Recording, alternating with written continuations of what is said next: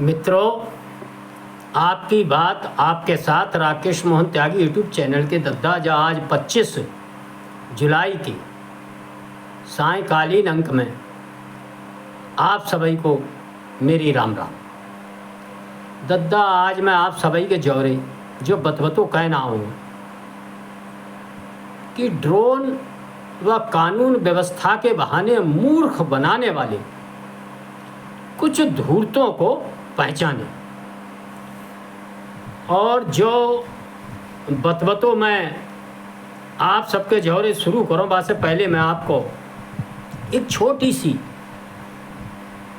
कहानी के माध्यम से अपनी बात और सही तरह से समझा पाऊंगा। दद्दा एक पंडित जी है, एक ठाकुर साहब के यहाँ, चौधरी साहब के यहाँ गांव के मुअज्जिज आदमी उनके कथा कहने गए दोपहरी में।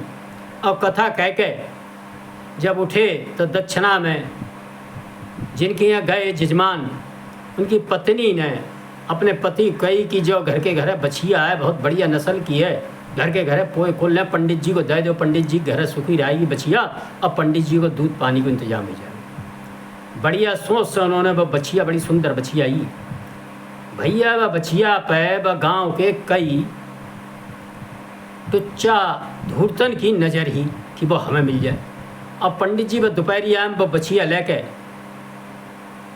पंडित जी और पंडित जी को बालक जो संग आओ दोनों हाकत में चल गए। तो धूर्तन ने सोची कि कैसे जब पंडित जी की बछिया हथियाई जाए, और वे धूर्त बड़ी योजना बनाए के रास्ता में ठाड़े हो गए। वो कथा आपने जरूर सुनी होगी, तो मैं दोहरा रहा हूँ। और एक मिले उन्हें पंडित जी पालागन पालागन भाई, राम राम दम दम भाई। और उनने कहा अरे पंडित जी जो कुतिया कहाँ से ले जा रहे काय को? तो पंडित जी ने कही कुतिया बेवकूफ़ जो बछिया है। तो आगे बढ़े, दूसरों फिर मिलो बहाने, फिर रामा कृष्णा भाई भाव ने जय कई कुतिया है।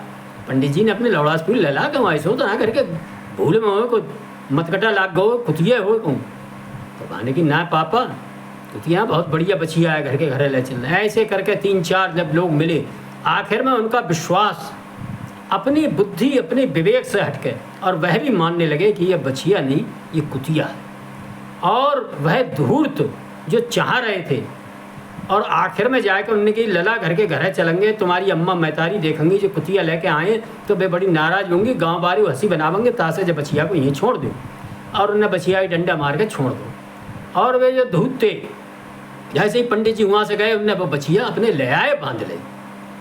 आज की इस कहानी का मंतव्य जो मैं बात कहने दद्दा आप सबके जौरे आऊँ, जहाँ से बहुत बड़ूँ आप अब सुन रहे होगे लगातार गांव में, कस्बन में, ट्रेन में, खेतन पे, जहाँ दसाई में बैठो, चाहे लगन में जाओ, चाहे ब्याह में जाओ, और काऊ सवारी में बैठो, तो कुछ विशेष प्रकार के लोग जो एक राजनीतिक दल से जुड़े हुए अपने को समझते हैं, लेकिन वह अपनी पहचान राजनीतिक दल की नहीं रखते, वह बड़े आम आदमी से लगते हैं। आपके गांव में फेरी लगाना आता है, वे रोज़ फेरी लगाना आता है, सौदा बेचता आपके गलियन में, आपके गांव में, आपकी बस्ती में। और वे अपनी कोई पहचान ना बताते राजनीतिक, लेकिन वे बहुत बड़े राजनीतिक होते हैं।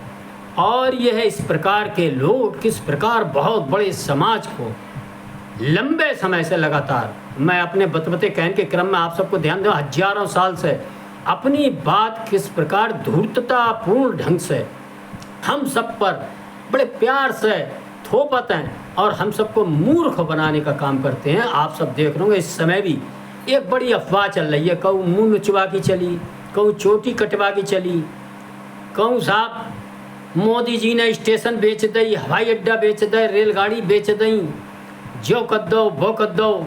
और एक बड़ी भारी इस समय अफवाह चल रही है, अफवाहें तो निरी छिद्रान बेसी जो धूर्त चलाए पड़े कि ड्रोन साहब, ड्रोन शब्द ने बड़ी चर्चा में, ड्रोन से चोरी हो रही है, ड्रोन से डकैती हो रही है, और साहब गाँव में ड्रोन को आतंक है, जो है वो है, कानून व्यवस्था ठीक ना है साहब, ड्रोन से डकैती पड़ रही है।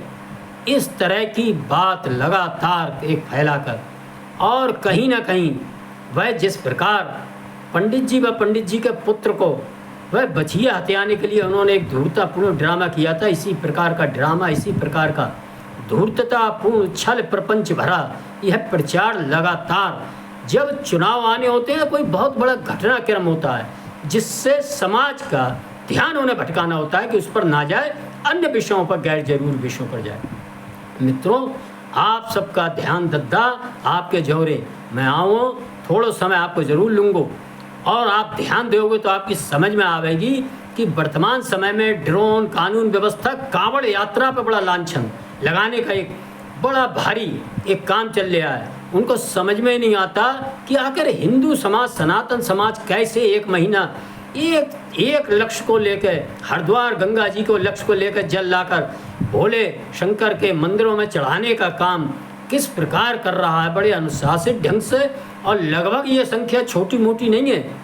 हिंदुओं ने बहुत दिनों बाद एक संगठित स्वरूप से, एक अनुशासित रूप से अपना एक विराट स्वरूप इन कांवड़ यात्रा के माध्यम से जो दिखाना शुरू किया है। इसमें अनुमानित लगभग उत्तर भारत में ही 5 करोड़ से ऊपर नवयुवक इन यात्राओं में शामिल हो रहे हैं और बड़ी शांतिपूर्वक ये यात्राएं, जब से खास तौर से मोदी योगी का जो युग आया है भारतीय राजनीति में, ये यात्राएं ही नहीं शांतिपूर्वक निकल रही, अन्य धर्मावलंबियों की भी, चाहे मुहर्रम हो, चहल्लम हो, ईद हो, बकरीद हो, वह अन्य सब त्यौहार हो, ईस्टर हो, सब बड़े शांतिपूर्वक ढंग से हो रहे हैं। कहीं कोई दिक्कत नहीं, कहीं कोई वैमनस्यता नहीं। आप अपना त्यौहार करें, ये अपना त्यौहार करें, कानून व्यवस्था से जो खिलवाड़ करेगा फिर कानून उससे अपनी तरह से काम करेगा। किस प्रकार देश में, प्रदेश में कानून व्यवस्था की स्थिति सुधरी है वह आश्चर्यजनक है। मैं ये नहीं कह रहा कि 100% सुधर गई, लेकिन जिनकी समझ में नहीं आया, कानून व्यवस्था को चुनौती पेश करते हैं तो कानून फिर उनके खिलाफ कठोर से कठोर कार्रवाई करता है। ये हम सब ने देखा है। तो ये सब चीज़ों के बीच ही कानून व्यवस्था के रूप में छांगुर, पीर और मदरसा के माध्यम से देश के अंदर बहुत लंबे समय से जो हिंदुओं के धर्मांतरण का काम एक बड़ा मोटा विदेशी पैसा लेकर चल रहा था, किस प्रकार इस देश के जनमत को बदलने का काम, इस देश के जनसंख्या को बदलने का काम और इस देश में अपनी जिहादी विचारधारा के आधार पर अपनी कानून व्यवस्था लागू करने के एक बड़े लक्ष्य में जो कुछ तत्व काम कर रहे थे, वर्तमान सरकार ने किस प्रकार उनकी धज्जियाँ उधेड़कर और उनके बनाए महलों को धूल धूसरित करने का काम किया था। और उनका जो सिस्टम था, किस प्रकार हिंदू बेटियों, बहू और गरीब, बेरोजगार, बेसहारा, परेशान, बीमार लोगों को लालच और के साथ भय और उनका बलात्कार करके इस प्रकार एक पूरा जो सिस्टम था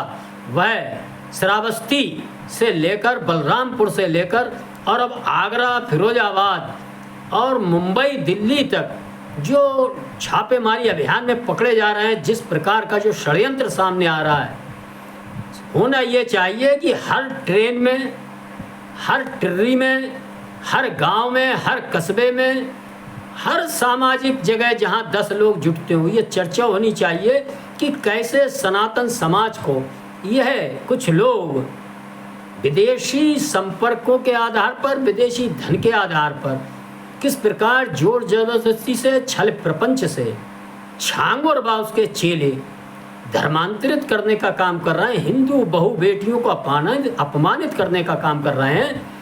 यह कैसे संभव, कितने लंबे समय से हो रहा था। वर्तमान सरकार इनके खिलाफ किस प्रकार कठोर से कठोर कार्रवाई कर रही है। चर्चा इस पर होनी चाहिए, चर्चा इस पर होनी चाहिए कि ड्रोन टेक्नोलॉजी के माध्यम से वर्तमान सरकार किस प्रकार ड्रोन दीदी वह हमारे परिवार की महिलाओं को रोजगार देने का काम देने जा रही है। स्वयं सहायता समूह के माध्यम से खेती का काम आसान इन ड्रोन के माध्यम से होने जा रहा है। किस प्रकार फोटोग्राफी के माध्यम में ड्रोन एक बड़ा, एक मुख्य, एक हथियार बनकर उभरा है। और वर्तमान में जो कांवड़ यात्रा चल रही है, बड़ी नियमित, अनुशासित कानून व्यवस्था के तहत बिना किसी हंगामे के जिस प्रकार यह यात्रा संपन्न हो रही है, उस यात्रा का जो फिल्मांकन हो रहा है, लोग अपनी अपनी यात्रा का फिल्मांकन ड्रोन के माध्यम से करते हैं। रोड पर रात में निकलते हैं जो कांवड़ यात्री, तो उन ड्रोनों के माध्यम से उसके फोटो खींचते हैं। और प्रशासन भी ड्रोन व्यवस्था के माध्यम से कानून व्यवस्था को चुनौती खड़े करने वाले, पथराव करने वाले और हमला करने वालों का जिस प्रकार फोटो व उनके कृत्यों को खींचकर उन्हें कानून के दायरे में लाने का काम करता है, इन सब चीज़ों के माध्यम से ड्रोन जो अपनी पहचान बना रहा था, यह कुछ धूर्त लोग इसी ड्रोन की छवि को किस प्रकार चोरी, डकैती व अन्य सभी चीज़ों से जोड़ने का काम गांव स्तर पर आप देख रहे होंगे। कुछ ऐसे चंद लोग, वह उनकी विचारधारा चाहे कोई भी हो, कुछ राजनीतिक स्वार्थवश, कुछ अपने जिहादी मानसिकता के स्वार्थवश किस प्रकार ड्रोन के नाम को बदनाम कर रहे हैं। ये उसी प्रकार है जिस प्रकार शांतिपूर्वक निकली कांवड़ यात्रा को विभिन्न आयामों के माध्यम से छल प्रपंच तरीके से, झूठे तरीके से बदनाम करने का काम करते हैं। तब उनको समझ में नहीं आती कि कुछ छोटे 1000-2000 का समूह लेकर मुहर्रम चेल्लम में निकलने वाली आज से 8-10 साल पहले यात्राएं किस प्रकार आतंक का पर्याय होती थी, किस प्रकार ढोल ड्रम से आतंक मचाया जाता था, किस प्रकार हथियारों का और हिंसा का प्रदर्शन किया जाता था, किस प्रकार पीपल के पेड़ व अन्य पेड़ों को ऊंचे अपने मुहर्रम के बनाए नमूनों के माध्यम से काटने का काम किया जाता, छज्जे तोड़ने का काम किया जाता था और हफ्तों विद्युत व्यवस्था के तार काटकर विद्युत व्यवस्था को भंग करने का काम किया जाता था। कानून टुकुर टुकुर देखता रहता था। वह चर्चा तो न करके किस प्रकार इस वर्तमान समय तरह तरह के जो ड्रोन व कानून व्यवस्था के नाम से कि साहब कोई अंतर ना है, क्योंकि जो चुनाव नज़दीक आ गया है, उस चुनाव के पहले से उन्हें आगाज दिख रहे हैं कि किस प्रकार वर्तमान सरकार देश व प्रदेश में छांगुर, पीर, मदरसा और जो अवैध मजारे हैं उन पर जो कानून विरुद्ध, सनातन विरुद्ध कार्य हो रहे थे, उनके खिलाफ कठोर से कठोर कार्रवाई हो रही है। उससे बहुत बेचैनी का अनुभव मित्रों इन्हें हो रहा है। और इसके साथ ही दूसरे हाथ से सरकार गरीब कन्याओं के विवाह के लिए जो 20,000 रुपये जो 4-4 बार सरकारें जिन लोगों की नहीं थी देते थे, और वह भी किस प्रकार मिलता था, वर्तमान सरकार ने उसको 51,000 किया और अब 1 लाख रुपए हर बिना किसी भेदभाव के, चाहे किसी भी धर्म, मत, पंथ, मजहब का हो, जाति का हो, हर व्यक्ति को नियमानुसार जो शासन ने नियम बनाए हैं 1 लाख रुपए से ऊपर इस सामूहिक विवाह योजना में खर्च करने का काम कर रही है। विभिन्न योजनाओं के माध्यम से वर्तमान सरकार, हम सब देखेंगे मित्रों, सोलर ऊर्जा के माध्यम से किसानों को किस प्रकार सोलर पंप दे रही है, और जो भी सरकारी योजनाएं हैं उनका लाभ प्राप्त करते हुए धीरे धीरे हर वर्ग, हर गांव, हर कस्बे में, हर मतदान स्थल पर, हर जाति वर्ग समूह में वर्तमान सरकार अपना स्थान ऐसे अंतिम छोर पर खड़े व्यक्तियों के हृदय में बनाती जा रही है। इससे ऐसे स्वार्थी तत्वों को जो अपने देख रहे हैं कि आने वाले समय में भी उनकी धूर्ततापूर्ण जो प्रचार और जो विचार है वह नहीं चलने वाला है। एक बार पुनः हम सबके बीच अपने उसी धूर्ततापूर्ण झूठे नैरेटिव को फैलाने के अभियान में लग गए हैं मित्रों। लेकिन होता यह है कि हम सब ट्रेन में, बस में, सार्वजनिक जगह, हाट में, बाजार में और किसी भी वाहन में बैठे ऐसे लोगों के कुप्रचार व झूठे प्रचार को सुनकर ये सोचते हैं कि हमें इससे क्या, बकने दो। लेकिन मित्रों, मेरा अनुरोध है, इससे ऐसे लोगों के साहस और हिम्मत बढ़ती है। इनको जरूर जवाब दें, इनसे पूछें कहाँ चोरी हुई, कहाँ डकैती हुई, कौन से ड्रोन ने कौन से गांव में कानून व्यवस्था के लिए खतरा उत्पन्न किया, जरा बताइए। क्या आपकी रिश्तेदारी थी वहाँ? क्या आपके जानने वाले थे?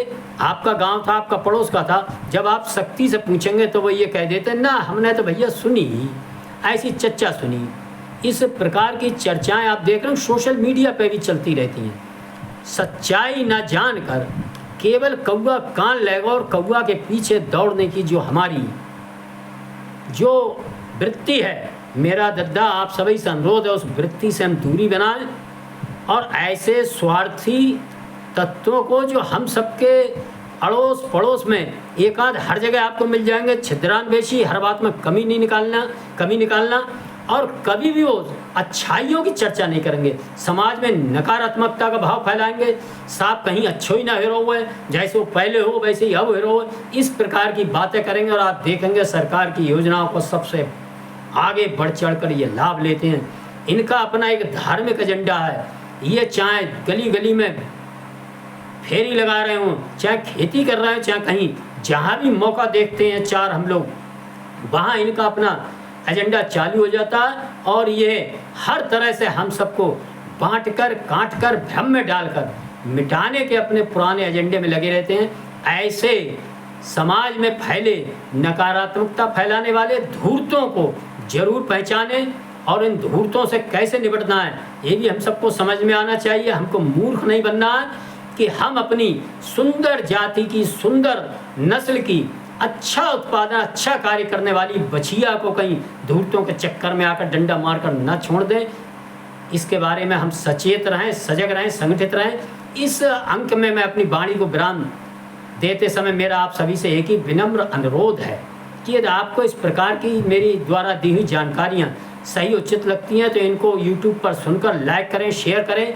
दद्दा आपके फ़ोन में बिल्लात नंबर धरे हैं, इन पर सबको बांट इन जानकारियों को भेज दो करो, हम सबको भी अच्छा लगेगा। और जिन भैयन ने अभी चैनल सब्सक्राइब ना करो, मेरा अनुरोध है चैनल को सब्सक्राइब करें। आप सब ने सुना, इसके लिए आप सबका बहुत बहुत धन्यवाद। जय श्री राम, जय श्री वाल्मीकि भगवान, भारत माता की जय।